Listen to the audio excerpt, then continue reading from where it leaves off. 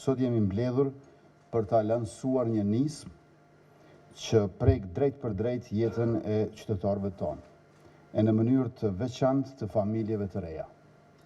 Me lansimin e pilotimit të shërbimeve të integruara për lindjen e fëmijës, po hapim një kapitull të ri në mënyrën se si shteti ofron shërbime publike, më të afërta me qytetarin, më të koordinuara, më digjitale dhe më të thjeshta. Kjo iniciativë është ndërtuar nga këndvështrimi i qytetarit. Ajo ka për qëllim që një prej ngjarjeve më të rëndësishme në jetë, lindja e një fëmije, të shoqërohet me lehtësim dhe jo me bardhë. Me zgjidhjen që po pilotojmë sot, prindrit nuk kanë më nevojë të shkojnë nga një sportel në tjetrin për të kryer procedura të ndryshme. Të gjitha të dhënat e nevojshme për regjistrimin e fëmijës, për benefitet që ju takojnë, për sistemin shëndetësor e për vaksinimin, mblidhen që në spital në momentin e lindjes dhe shpërndahen automatikisht te institucionet përkatëse. Ky projekt është rezultati i një procesi të bazuar në bashkëpunim dhe gjithëpërfshirje. Kemi konsultuar drejt për drejt qytetarët, prindër nga qyteti e fshati, nga komunitetet jo shumicë, nënat vetushqyese dhe prindër të fëmijëve me nevojat veçanta. Dhe kemi identifikuar vështirësitë e nevojat reale të qytetarëve, teksa kemi ndërtuar zgjidhjen duke ndjekur parimin e dizajnimit me përdoruesin në qendër. Shërbimet që përfshihen në këtë zgjidhje janë regjistrimi i lindjes në regjistrin civil, aplikimi për përfitimet për nënën dhe fëmijën, regjistrimi në sistemin shëndetësor, regjistrimi i vaksinave, hapja llogarive në e-Kosova për prindërit dhe njoftimi elektronik i institucioneve statistikore dhe shëndetësore. E gjithë kjo bëhet në mënyrë të automatizuar dhe të sigurt përmes platformës kombëtare të ndërveprimit. Në kuadër të kësaj nisme në platformën e-Kosova është krijuar një seksion i veçantë për lindjen e fëmijës, ku qytetarët mund të informohen dhe të planifikojnë fazat të ndryshme të kësaj periudhe, nga parashtatzania deri te kujdesi pas lindjes. Kjo është qasja jonë për të kujdesur për qytetarët tonë në mënyrë të integruar, jo vetëm për të dhënë shërbime, por për të ndarë informacione që sjellin lehtësi, siguri dhe qetësi për prindërit e rinj. Ky projekt është një nga veprimet kyçe të strategjisë e-qeverisjes 2023-2027 dhe përfaqëson vizionin ton për një administratë publike e cila është digjitale, proaktive, gjithëpërfshirëse dhe përqendruar te nevojat reale të qytetarëve pa dallim. Sot kemi mbi 220 shërbime të ofruara nga e-Kosova, pra shërbime të ofruara online. Vetëm në 2 vitet e fundit, numri i transaksioneve përmes kësaj platforme është rritur për 155%, nga 1.9 milion në 4.9 milion. Kjo përkthehet në kohë të kursyer për qytetarët dhe më pak barriera në jetën e tyre të përditshme. Progresi arritur reflektohet edhe në raportin mbikëqyrës të vitit 2024 të Sigmas për administratën publike në Kosovë. E ky raport tregon se në fushën tematike, ofrimi i shërbimeve dhe digitalizimi, Kosova qëndron sot dukshëm mbi mesataren e vendeve të Ballkanit Perëndimor, pra të rajonit të cilit ne i përkasim, krahasuar me vitin 2021, kur ka qenë e fundit në Ballkanin Perëndimor. Ndërkohë jemi duke punuar në iniciativa dhe reforma të tjera në fushën e transformimit digjital. Jemi afër lancimit të sistemit të ri për identifikim elektronik ndërkohë që po finalizojmë dizajnin funksional dhe arkitektonik të qendrës së parë të integruar të shërbimeve për qytetarët që do të ofrojë edhe një kanal fizik për marrjen e shërbimeve, veçanërisht për ata që nuk mund t'ju qasën shërbimeve digjitale. Falenderoj njësinë për transformim digital në zyrën e kryeministrit, për bashkërendimin dhe udhëheqjen e këtij projekti. Po ashtu shpreh mirënjohje për gjitha institucionet të cilat kanë kontribuar.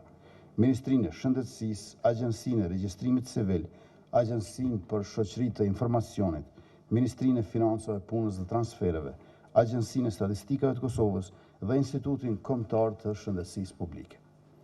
Një falënderim të veçantë për Bashkimin Evropian dhe Qeverinë Gjermane për mbështetjen përmes aktivitetit të bashkëfinancuar e zbatuar nga GIZ. Ky partneritet ka qenë thelbësor në të gjitha fazat e kësaj iniciative, nga analiza dhe dizajnimi deri te zhvillimi i zgjidhjes softverike. Falenderoj gjithashtu edhe OECD Sigma për kontributin e tyre të çmuar në fillet e këtij rrugtimi. Të nderuar pranishëm, ne po ndërtojmë një shtet që është në shërbim të qytetarit, që nga momenti i parë i jetës së saj apo tij. Me projekte si ky, po e kthejmë transformimin digital në vlerë konkrete për njerëzit. Dhe kjo është rruga që do ta vazhdojmë ta ndjekim në trajtimin e ngjarjeve tjera jetësore të qytetarëve tonë. Urime e ju faleminderit.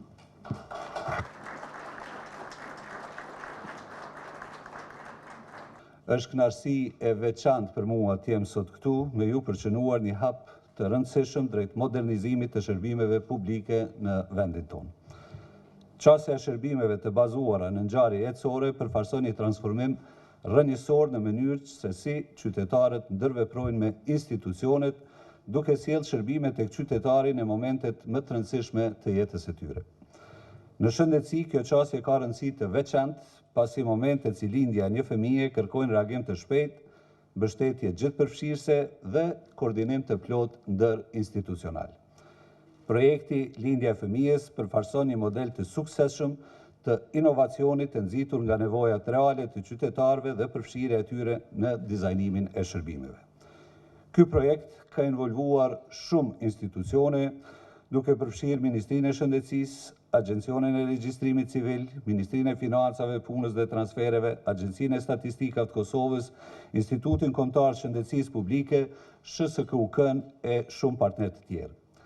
Koordinimi dhe zbatimi i kësaj iniciative është realizuar në mbikëqyrjen e njësisë për transformim digital në kuadër të zyrës së kryeministrit dhe është bashkëfinancuar nga Bashkimi Evropian dhe Gjermania në kuadër të projektit mbështetje për proceset e reformës integruese të BE-s në Kosovë dhe nga OECD Sigma, cilët po ashtu i falenderoj.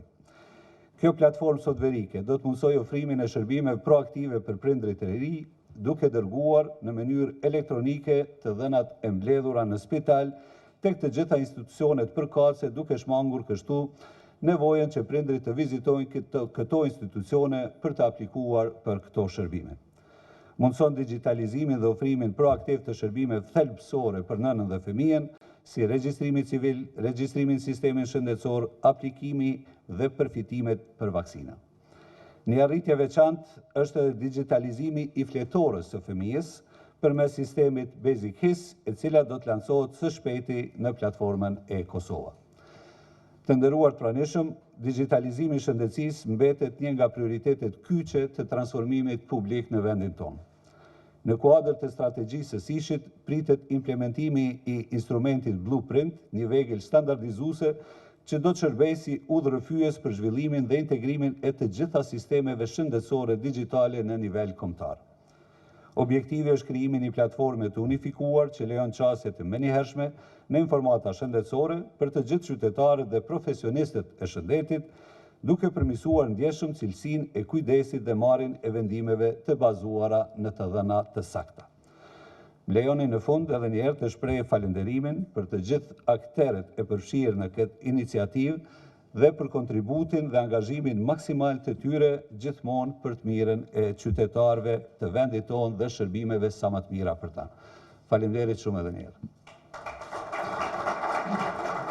What the important day today for Kosovo.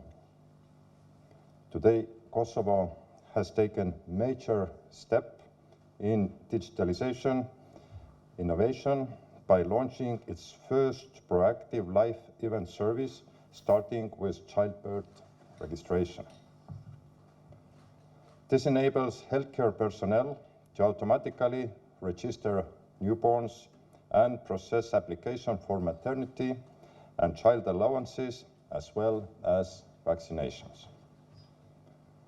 At the same time, today, we are also introducing the first informal page on eKosovo, covering the 4 stages of the childbirth life event: pre-pregnancy, pregnancy, childbirth, and child care. Citizens with an eKosovo account will have access to personalized information tailored to their needs. This milestone simplifies administrative procedures, enhances public efficiency, and improves accessibility for parents. By integrating key institutions and offering personalized digital services, the initiative sets a new standard for modern citizen-centric governance. I am also glad to see this kind of very concrete output as the EU has prioritized digitalization through its financial assistance. Kosovo has a unique opportunity right now to embark on key reforms under the digitalization of public services as part of the reform agenda and, in turn, be rewarded through the growth plan for Western Balkans. This emphasizes the importance of investing in the sector to drive growth, innovation, and long-term development, all for the benefit of the population. I encourage everyone to take the most advantage of these new digitalized tools. This should be just one of the many other low-cost and cutting-edge solutions brought to you, as Kosovo needs to speed up its digitalization ambition to be a fully fledged member of the digital age. Thank you very much. It's an honor for me to be here today to mark this important milestone in Kosovo's journey towards a more citizen-centered, efficient, and digital public administration. And dear Prime Minister, Mr. Dobra, I think we have been already at several events concerning this program of administrative burden reduction, and it's great to be here again and to see further progress. The launch of the live event child registration system represents a crucial step forward in simplifying public services. And with the launch of the eKosovo information page dedicated to childbirth live event, makes crucial information for young families much easier accessible. Reducing bureaucracy is a key pillar of good governance in all our societies.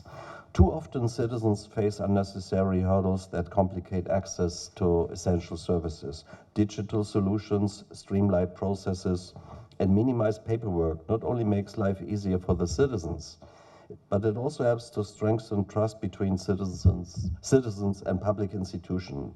I commend the government of Kosovo for its achievements in advancing administrative reforms, digital governance, and service delivery. The EU country report also recognizes Kosovo's progress in modernizing its public administration and in reducing administrative burdens.